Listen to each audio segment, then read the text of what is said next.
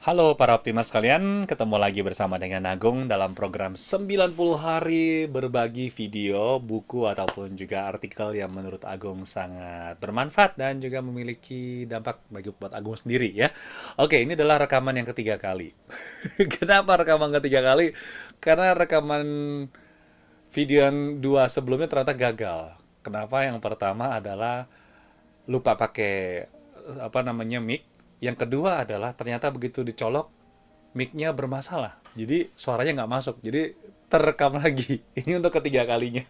Moga-moga berhasil ya. Oke, dalam sharing di hari ini Agung memulai dengan sebuah kalimat yang ditulis oleh Robert Kiyosaki, yaitu adalah penulis buku yang terkenal yaitu Poor Dad Rich Dad ya.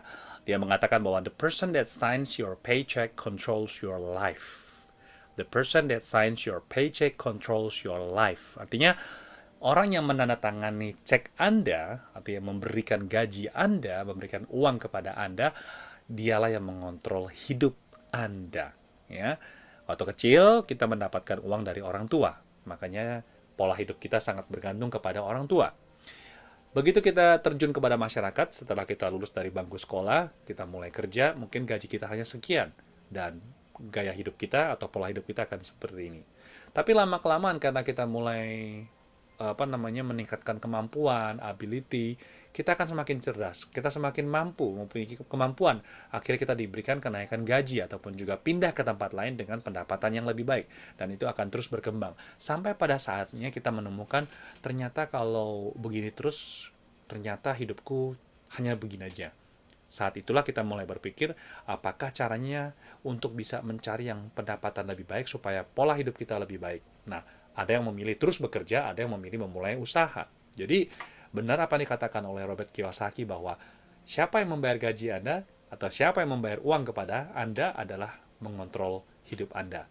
Tapi berita gembiranya adalah kita bisa menciptakan ataupun juga mengontrol hidup Anda, hidup diri kita sendiri dengan mulai usaha. Kira-kira seperti itu ya.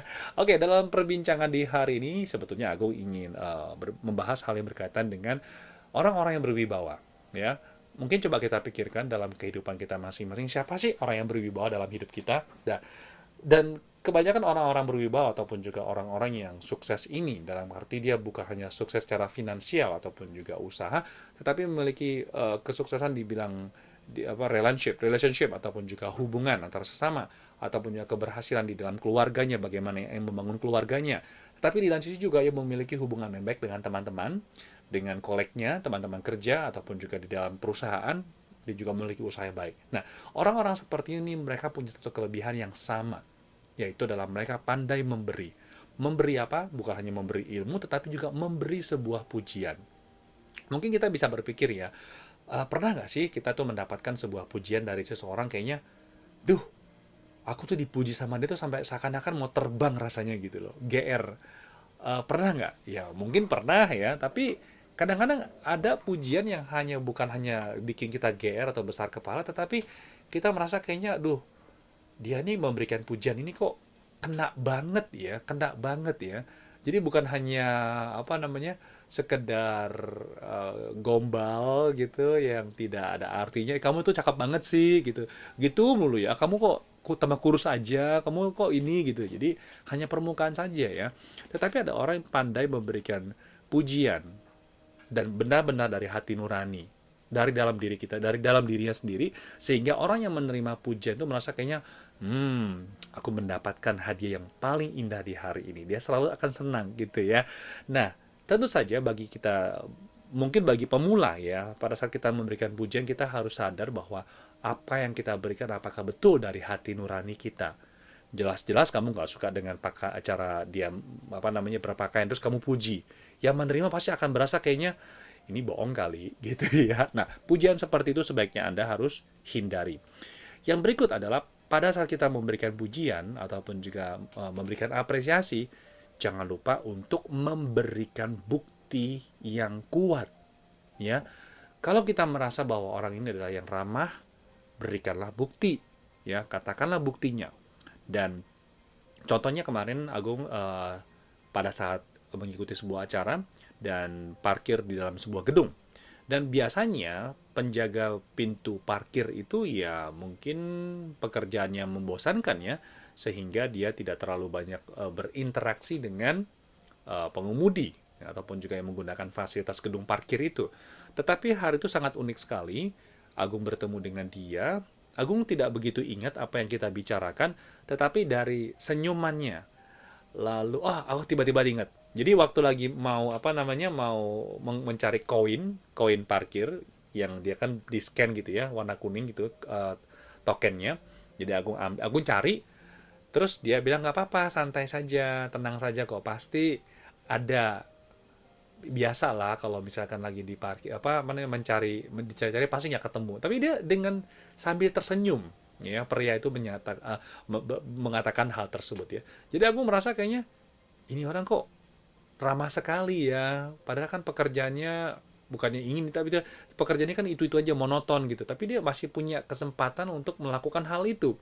Jadi sangat berkesan sekali, dan langsung Agung berikan kepada pujian kepada dia. Agung katakan, Pak, Bapak ini ramah sekali ya. Dia bilang, masa iya sih? Iya. Aku nggak pernah ketemu apa namanya eh, orang yang mempunyai bekerja sebagai tukang parkir ini kok ramah sekali. Anda orang yang pertama saya temui. Nah, pada saat aku memberikan pujian itu ada maksud nggak? Nggak ada maksud. Hanya dari dalam hati ingin menyampaikan kepada dia. Ya, ada ada filosofi yang mengatakan pada saat kita memberikan bunga mawar kepada orang lain, bukan hanya bunga mawar yang telah kita berikan, tapi sebetulnya wangi dari bunga mawar itu masih berada di tangan kita. Itu artinya apa?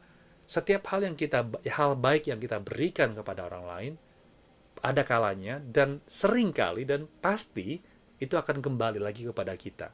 Ya, sesuatu yang baik kita berikan akan kembali lagi kepada kita. Jadi em, apa namanya? Ini mungkin sedikit hal yang sekarang Agung rasakan ya. Dalam beberapa saat ini, Agung hampir setiap hari mulai dari tanggal 1 Januari sebetulnya udah sudah memasuki bulan kelima ya. Hampir setiap hari, kadang-kadang terputus sih, tapi Agung mencoba untuk setiap hari melakukan ya. Hampir setiap hari Agung mengucapkan 5 hal ucapan terima kasih yang terjadi dalam satu hari.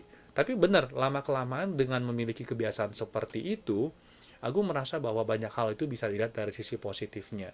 Dan begitu banyak masalah yang Agung hadapi mungkin di tahun ini, Agung masih bisa mencoba untuk melihat dari segi positifnya.